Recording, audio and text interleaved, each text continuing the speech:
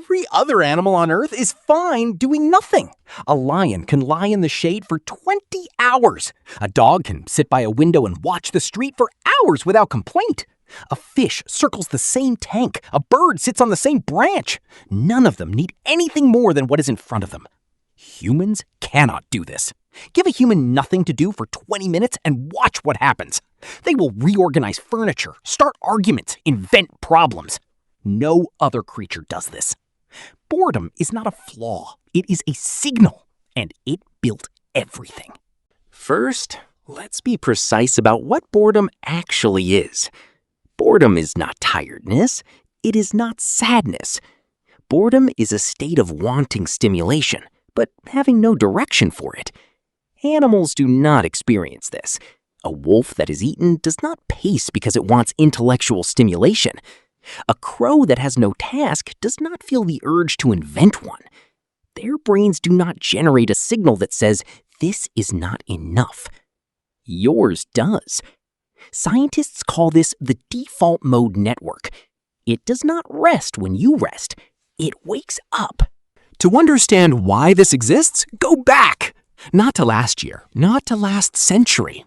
300,000 years ago. Your ancestor has just eaten. The tribe is safe. There is nothing that needs doing right now. For most animals, this moment is simply rest. For your ancestor, something different happened. The brain did not shut down. It asked a question. What is over that hill? What happens if I hit this rock with that rock? What does that plant taste like?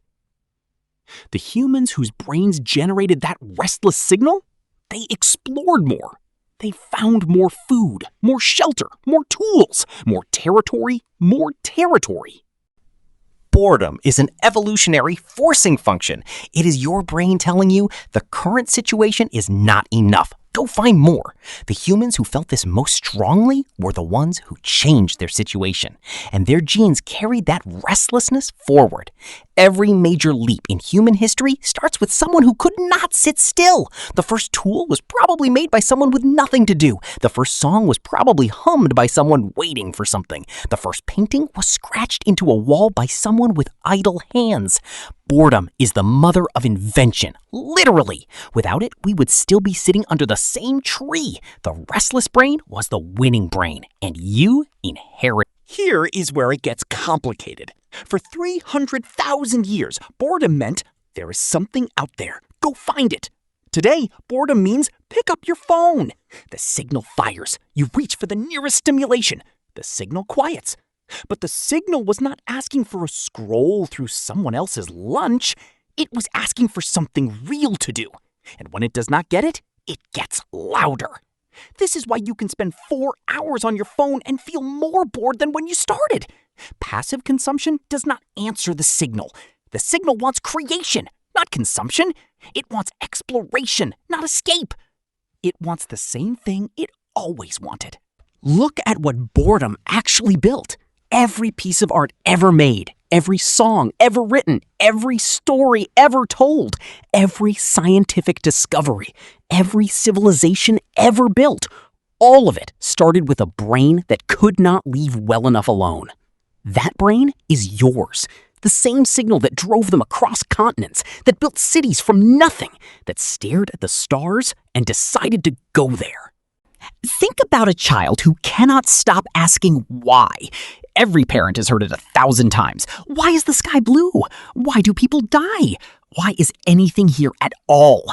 That child is not being annoying. That child is running the oldest program in the human brain. The same signal that your ancestor ran on the savannah. The one that could not leave things unexplained.